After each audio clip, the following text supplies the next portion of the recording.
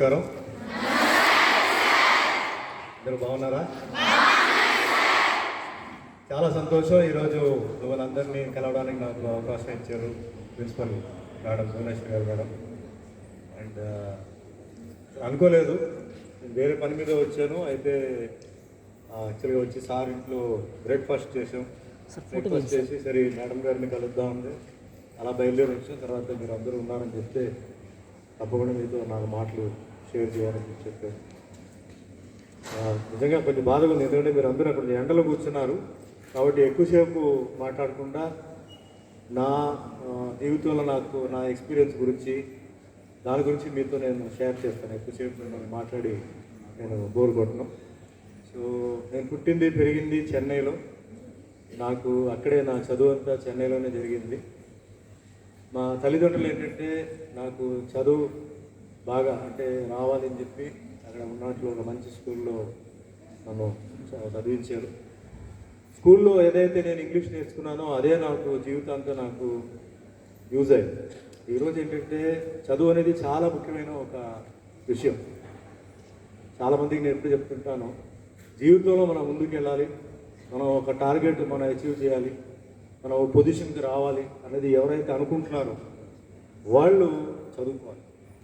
ఎక్కడ చదివారనేది ముఖ్యం కాదు, కానీ చదువుకోవాలి. మీరందరూ చాలా అదృష్టవంతులు, ఎందుకంటే మీ తల్లిదండ్రులు మీకు చదువు రావాలి, మీరందరూ మంచి ఒక ఉన్నత స్థాయికి ఎదగాలి. మీ భవిష్యత్తులో మరి మీరు డాక్టర్లు అవుతారు, సైంటిస్టులు అవుతారు, ఇంజనీర్లు అవుతారు, ఏమవుతారో వాళ్ళు ఏంటంటే బేసిక్గా మీకు గ్రౌండ్ ఎడ్యుకేషన్ ఇవ్వాలని చెప్పి మిమ్మల్ని చదివించడం నిజంగా అది మీరు మర్చిపోకూడదు. ఎందుకంటే ఎన్నో కష్టాలు మీకు తెలియదు. ఎందుకంటే చిన్నప్పుడు నేను కూడా చాలా చిన్నగా ఉన్నప్పుడు నాకు ఏది గుర్తులేదు. నాకు ఒక వయసు వచ్చిన తర్వాతనే నాకు మా తల్లిదండ్రులు ఎలా కష్టపడుతున్నారు, ఏం చేస్తున్నారు నాకు గుర్తుకుంది. అంతకుముందు వేరే వాళ్ళు చెప్పేవారు, మీ నాన్నగారు ఇలా వెళ్ళారు పనికి, మీ అమ్మగారు ఇలా వెళ్ళారు. మా అమ్మగారు వచ్చి ఒక కాలేజీలో ప్రిన్సిపల్ చెన్నైలో. సో ఉదయం కాలేజీకి వెళ్ళాలంటే చాలా హడావుడిగా ఇంట్లో అంతా తయారు చేసి నాన్నగారు అమ్మగారు నన్ను తీసుకెళ్ళి స్కూల్లో దింపి నాకు భోజనాలు అవి రెడీ చేసి పెట్టి మళ్ళీ సాయంకాలం వచ్చి నన్ను ఎక్కించుకొని అలా వచ్చేవారు అనమాట. మళ్ళీ ఇంటికి వచ్చిన తర్వాత మళ్ళీ మా అమ్మగారే నేను ఫుడ్ బాగా తినాలని చెప్పి ఆవిడే వంట చేసి మళ్ళీ ఆవిడ కాలేజీ పనులు చూసుకొని పడుకునేవారు అనమాట. ఇవన్నీ నాకు గుర్తుకుంది. అలాగే నాన్నగారు కూడా వేరే ట్రాన్స్ఫర్ మీద ఎక్కడెక్కడో ఊరు తిరిగి ఆయన పాపం నెలకు ఒకసారి అట్లా ఇంటికి వచ్చేవారు. మా అమ్మగారు మా నాన్నగారు అంటే నాకు చాలా ఇష్టం. చిన్నప్పుడు వాళ్ళు నాకు ఏదైతే వాళ్ళు నేర్పించారో అదే నాకు జీవితంలో మొత్తం నాకు ఈరోజు పనికి వచ్చింది. ఈరోజు ఇచ్చారు 700 సినిమాల దాకా చేసిన దాంట్లో 100 సినిమాలు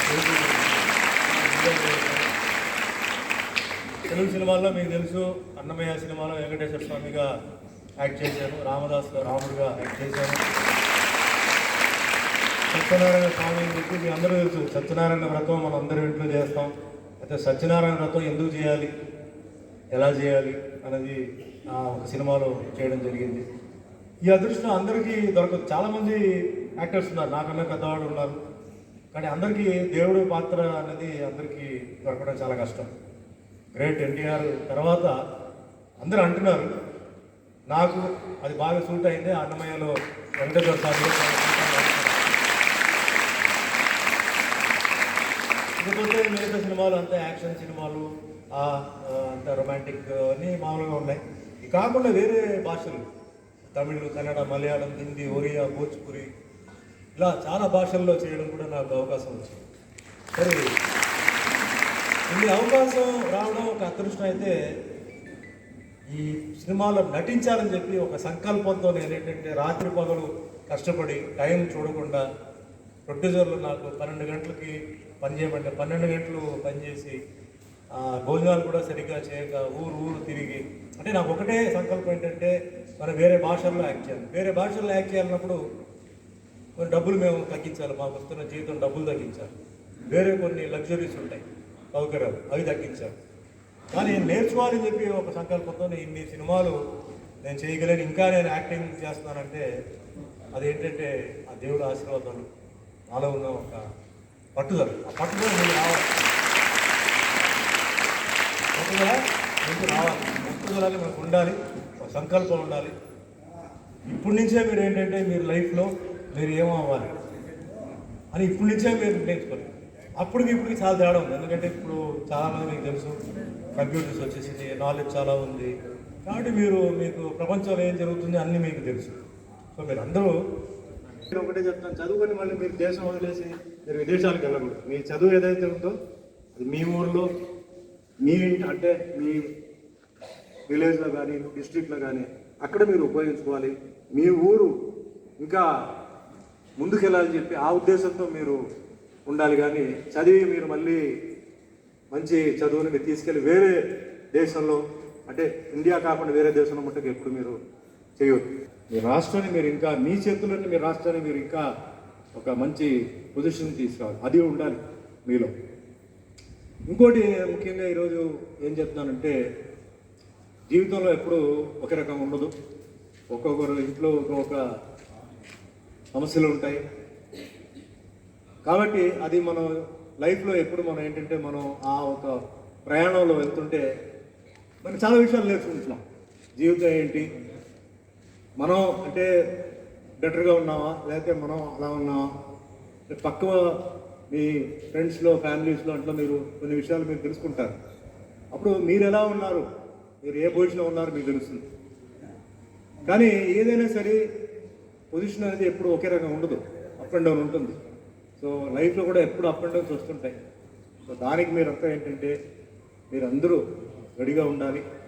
ముఖ్యంగా మీ తల్లిదండ్రులు మీరు ఎప్పుడు మీరు మర్చిపోకూడదు. అన్నిటికైనా ముఖ్యం ఏంటంటే మీ గురువులు అంటే మీ టీచర్స్ ఎవరైతే ఉన్నారో అంటే మేల్ టీచర్ ఉండొచ్చు, ఫీమేల్ టీచర్ ఉండొచ్చు. గురువులో ఉన్న ఒక లక్షణం నేను మీకు చెప్తాను.